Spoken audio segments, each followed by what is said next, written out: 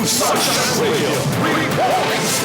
President at DepEd Secretary Sara Duterte minomonitor ang maayos ang pagpapatupad ng matatag K-10 curriculum sa iba't ibang parte ng bansa. Ang detalye ng balitang yan mula kay Kapar Jason Rubrico. Kapar Jason. Gusto ni Vice President at Education Secretary Sara Duterte ang pagpapatupad ng matatag o K-10 curriculum sa Balboan Integrated School sa Butuan City sa lalawigan na Agusan del Norte. Ayon kay Vice President Duterte na sa kanyang pagbisita, kinausap niya ang mga guro at punong guro ng eskwelahan tungkol sa pagpapatupad ng nasabing curriculum sa kanilang paaralan. Sinaguri rin aniya sa kanya ang kanilang mahinaing at makailangan pang payapungin sa antas ng pag-aaral ng mga estudyante at maging ang mga pangangailangan ng eskwelahan. Sabi ni Vice President Duterte na bahagi ito ng kanyang layunin na libutin ang mga eskwelahan na bahagi ng pilot implementation ng matatag K-10 curriculum sa buong bansa. Ang Balboa Integrated School ay panlima sa matatag K-10 pilot implemented schools na binisita ni Vice President Duterte. Para sa Diyos at sa Pilipinas kumahal, ako si Jason Rubrico. Kapag naman sa balita at servisyo. Samantala, FPRD tinawag na otoritarian si Marcos Jr. matapos patalsikin sa pwesto si Gob Jubahib. Ang detalye ng balitang yan mula kay Kapar Cathy Villanueva. Kapar Cathy.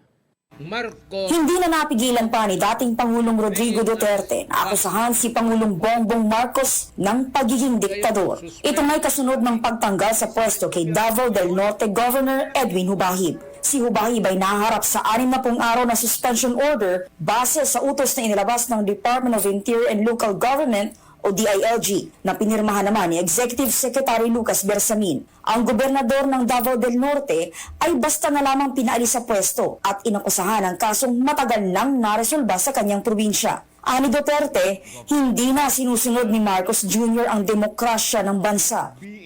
I am accusing Marcos of bringing us back to the old politics. Gayon nung suspend tapos tanggal na tao no ng tatay ko, halos ganun ang ginawa nila. If that is what he is doing now, I am accusing him of another thing, being an authoritarian leader. Alam mo, we are drifting into that kind of setup, which I think, to me, is very important for the President to realize it. Mr. President, hindi mo na sinusunod yung demokrasya. And you are, in pagganong na style, you are veering towards a more authoritarian. Mahirap yan, hindi sanali ang Pilipino. I am just warning you. Ako sa isa talaga na hindi ako papayag. Na kung magtanong ka na what I intend to do, I will raise hell one day and I would ask the military and the police to join me. Not to force you out of the office. We just air our sentiment for you not to forget that the Philippines is a democratic state. Sinabihan rin na Duterte si Marcos na dapat nitong alalahanin na si Jubahib ay binoto at iniluklok sa pwesto ng taong bayan kaya't hindi tama na basta na lang itong patalsikin sa pwesto. Tanggalin mo ang tao walang rason. And you must remember that the governor of North Davao has been elected by the people. Hindi yan trabahante na in-appoint mo tapos tanggalin mo. We have to respect the will of the people of that North Davao. Puro respeto naman. Samantala ayon naman kay Congressman Pantaleon Alvarez, nilabag ni dating Chief Justice at ngayon Executive Secretary Lucas Bersamin ang batas nang pirmahan nito ang direktibang nag-uutos na bakantehin na ni Jubahib ang kanyang posisyon. Kahit walang basihan, binigyan ng order of suspension si Governor Edwin Jubahib. Nung makita ko yung order, sabi ko, I was disappointed. Why? Because the order was signed by a former Chief Justice, itong si Bersamin. Sabi ko, former Chief Justice ito, dapat he should be the one to respect yung due process and equal protection of the law. Malinaw sa saligang batas yan, di ba? No person shall be deprived of life, liberty, or property without due process of law, nor shall any person be denied equal protection of the law. Ang linaw-linaw. Sinabi ni Alvarez, iligal ang pagkakatalaga ng acting governor sa Davao del Norte dahil may halal na gobernador naman ang naturang probinsya. At saka yung assumption of office as acting governor ni Oyo-Oy, illegal din yan. Kasi andyan yung governor, buhay yan, sitting governor. Paano mo sasabihin na legal yung pag-appoint mo ng acting governor? Ang acting governor, pagka walang governor, nandyan yung governor. Kaya nga sabi ko rin sa mga empleyado, kasi magkakaroon ng iskandalo ito. Dahil ang mangyayari dyan, sabihin nila, dalawang gobernador sa Davao del Norte. Merong totoong gobernador at merong fake na gobernor. Sa katunayan ay tumanggap pa nga ng Seal of Good Governance si Governor Hubahib ilang linggo lamang ang nakararaan mula sa DILG dahil sa maayos na pamamahala nito sa probinsya ng Davao del Norte. Hindi ko maintindihan kung bakit yung administrasyon, wala namang gulo sa Davao del Norte na sa pagpapatakbo ng probinsya. In fact, ito a few weeks ago, Governor Edwin Hubahib was awarded a plaque of appreciation. Ang nakalagay doon, Seal of Good Governance. Recipient siya niyan, ang nagbigay DILG. Ngayon, tatanggalin mo yung tao na yon who just received an award from DILG, yung Seal of Good Governance. Masyadong unfair naman and unjust, di ba? Kaya nga sabi ko, ang hirap talaga pag ganito ang sitwasyon, ganito ang administrasyon, hindi mo maintindihan. Para sa Diyos at sa Pilipinas kong mahal, Cathy Villanueva, SMNI News.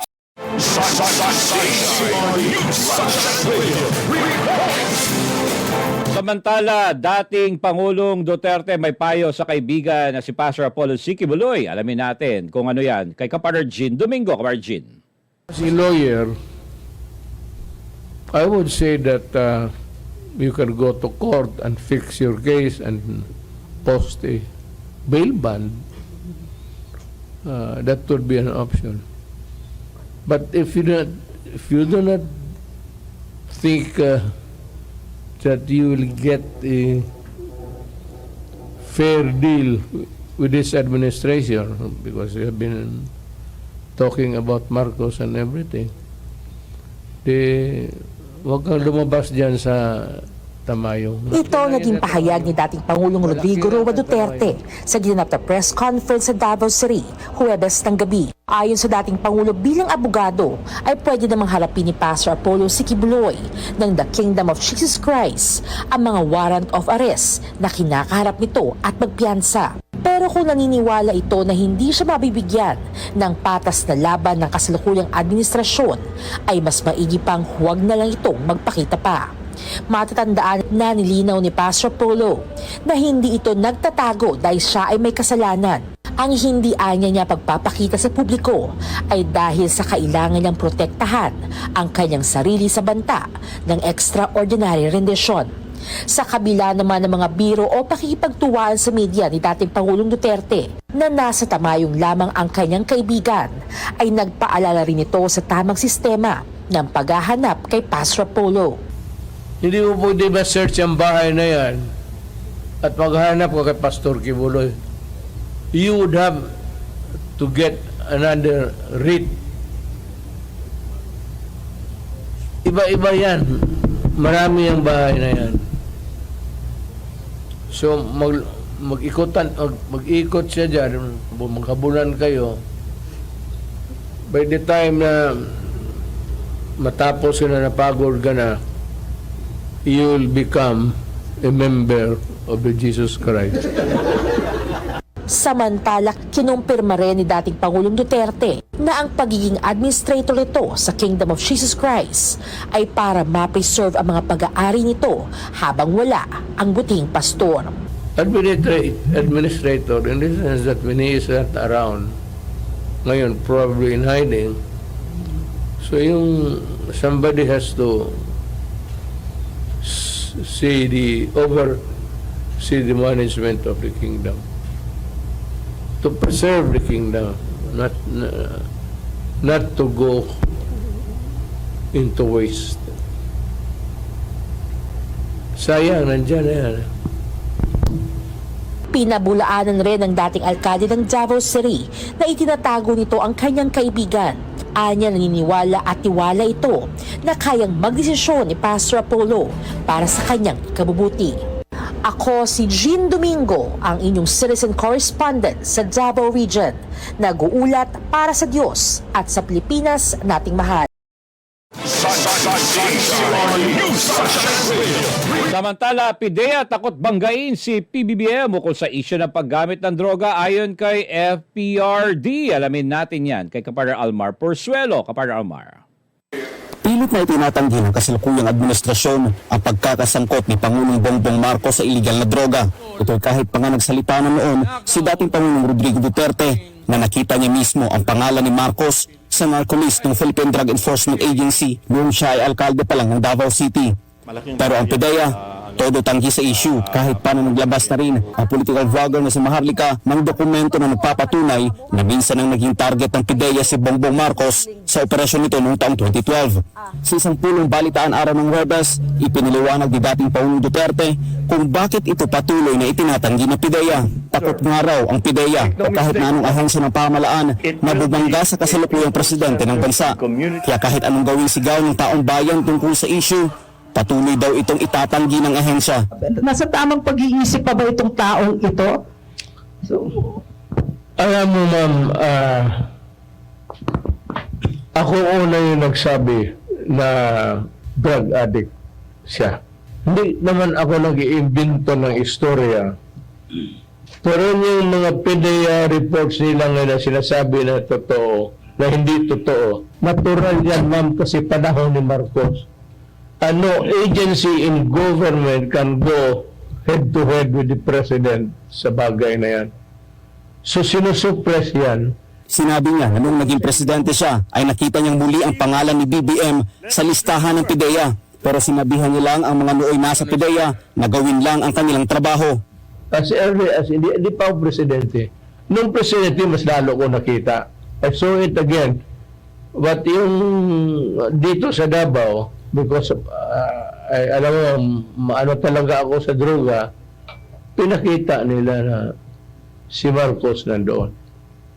Hindi ko binigyan ng importance. Ang sinabi ko lang sa kanila, trabaho lang kayo. Huwag na ninyo akong isali. But when I was president, I was already looking at yung full the full story of yung pagka-addict ni Marcos. Kaya lang naman, ma'am, sabi ko, sana hinuli na lang nila noon.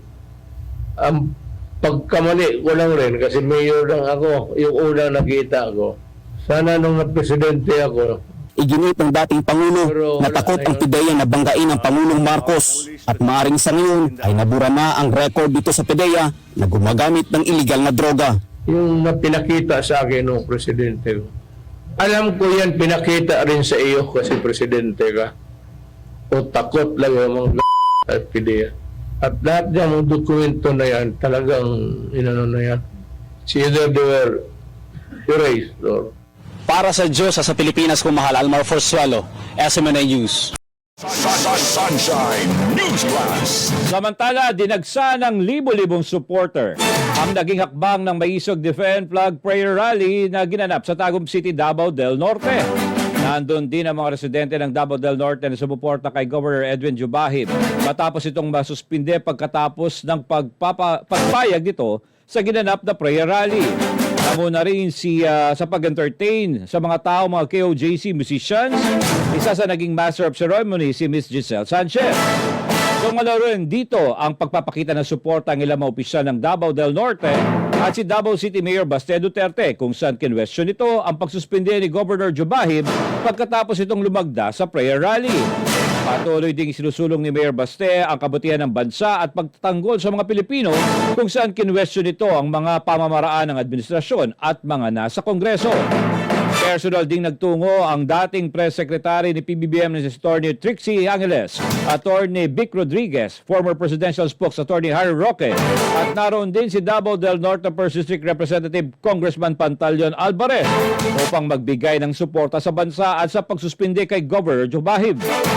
Nagpakita rin ng suporta rito ang former President Rodrigo Roa Duterte kung saan consistent ito sa pagpapakita ng suporta sa kapakanan ng mga Pilipino at sa pagpapahayag ng pagsalungat sa mga ilang pamamaraan ng administrasyon at ng Kongreso sa ngayon.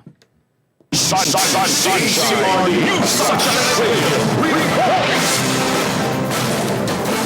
Samantala, FPRD pinayuhan si PBBM na maging kontento sa 6 na taong termino. At ang detaling yan mula kay Franco Baranda. Alamin natin.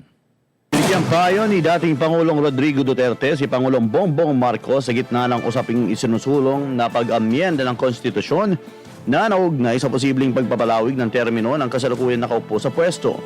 Sa kanyang talumpati sa isinagawang Defend the Flag Peace Rally sa Tagum City, Davao del Norte, sinabi ni FPRRD na dapat makontento si Marcos Jr.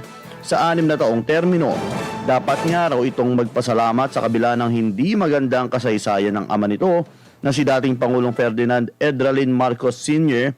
ay pinatawad sila at binigyan muli ng pagkakataong makapagsilbi.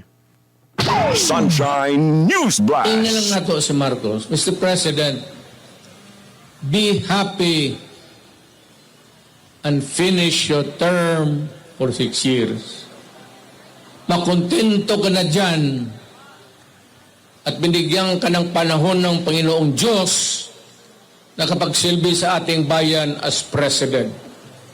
Despite or in spite of the fact ng history ninyo, pagbaba ng tatay mo, hindi maganda.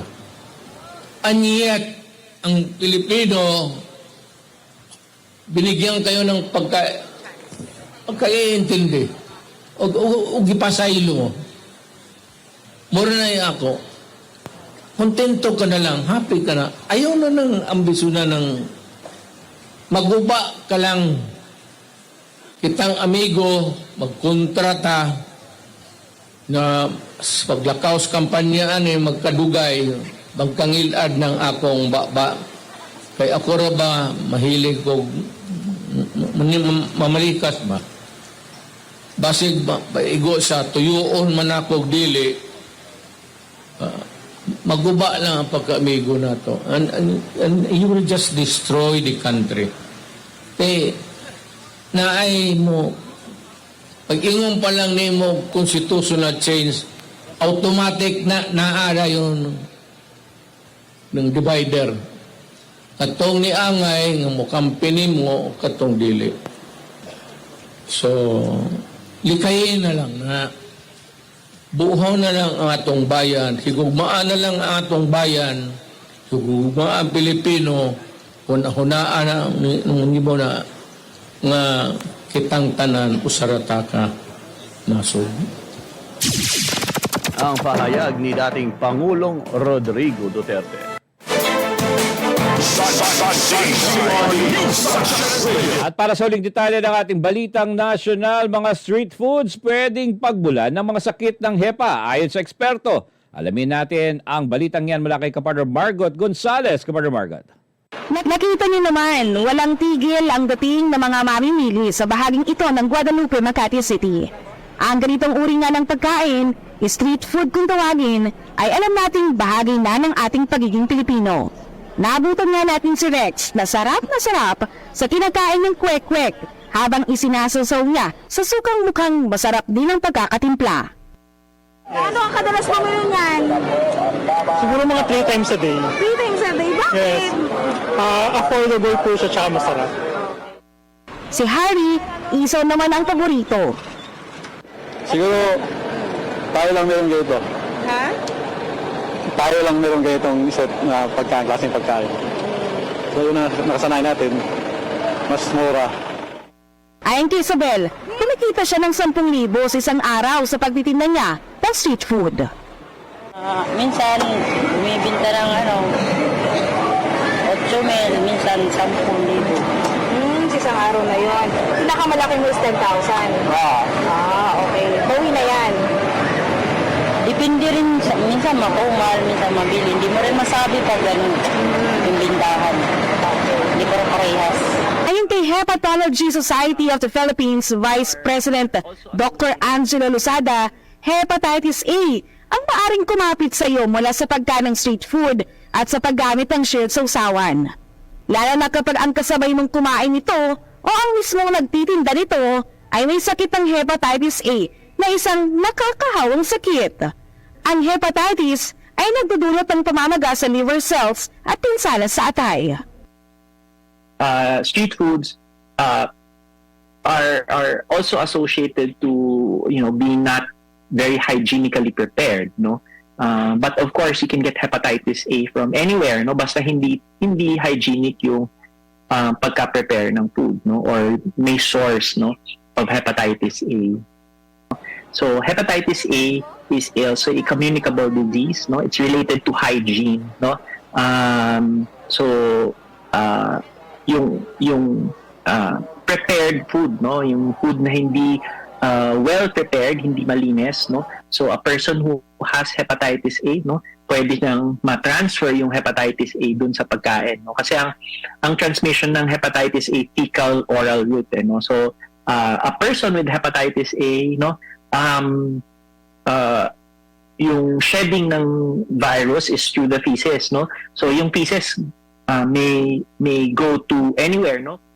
Sabi ng health expert, ang mga pagkain street food ay mga pagkaing matataba na maaring magdulot din ng iba pang sakit gaya ng fatty liver, hypertension, diabetes at iba pang sakit. Alam po natin na street foods can be full of fat, no, and be really unhealthy, no. So consumption of food, no, that is high fat, high fructose, no, high sugar, can lead to accelerated development of fatty liver, no. Not just fatty liver, other metabolic diseases, hypertension, diabetes, dyslipidemia, bad cholesterol, no. So lahat yan magkakasama na po talaga, no. And fatty livers actually just is one of the manifestations of metabolic disease, no. So metabolic disease, yun nga, yung constellation of hypertension, diabetes, obesity, dyslipidemia, no. So yan. Para sa Diyos, Pilipinas Kumahal, Marvin Pinzanas, SMNI News. Cagayan Governor Mamba hindi nagtataka sa pagdami ng foreign and Chinese students sa lalawigan. Alamin natin yan kay Kapartner Pabs Mamawag. Hindi na muna nakapagtataka ayon kay Cagayan Governor Mamba ang pagdami ng mga foreign students na mga pawang Chinese national dito sa lalawigan ng Cagayan, maging sa buong bansa dahil sa pinopromote ito ng pamalaan sa mamagitan ng mga memorandum of agreement para sa exchange students hindi lamang sa China kundi sa ibang bansa pa. Ito ang reaksyon ni Cagayan Governor Mamba sa resolution na inihain ni Congressman Jojo Lara ng 3rd District ng Cagayan na imbestigahan mo ng tila biglang pagdami ng Chinese national sa lalawigan ng Cagayan at partikular dito sa lungsod ng Tuguegarao. Sinabi ni Governor Mamba ng tiyak na makakapekto sa ekonomiya ang hadlang ni Lara dahil narumurusang nasabing dayuhang estudyante ay nagdadala rin ng kanilang pera sa lalawigan. Tungkol dito, sinabi ni Governor Mamba na lilikha din ito ng pangamba at takot sa mga nasabing dayuhan na posibleng magresulta sa kanilang paglipat sa ibang probinsya. Iginit ni Governor Mamba ng pagpunta ng mga Chinese national sa Cagayan ay patunay lamang na kinikilala nila ang mataas na kalidad ng edukasyon sa mga universidad sa kolehiyo dito sa lungsod ng Tuguegarao. Kasabay dito, sinabi ni Governor Mamba na kung may pagduda si Lara sa mga aktibidad ng mga Chinese national sa lungsod na muloy nagpupunwari na estudyante, ngunit ginagamit mo na espiya ng China ay dapat ilapit ito sa intelligence community. Sinabi pa ni Governor Mamba na welcome sa lalawigan ang dayuhan ng basta't legal ang mga ito sa layuning makapagbibigay, kaibigan, magkasapag-hikayat at mamumuhunan dito sa probinsya ng Cagayan. Yan ang pinakuling balita mula dito sa DZYT Sunshine Radio para sa Diyos at sa Pilipinas Kumahal. Pabs Matawag, Kapartner mo sa Balitang Servisyo.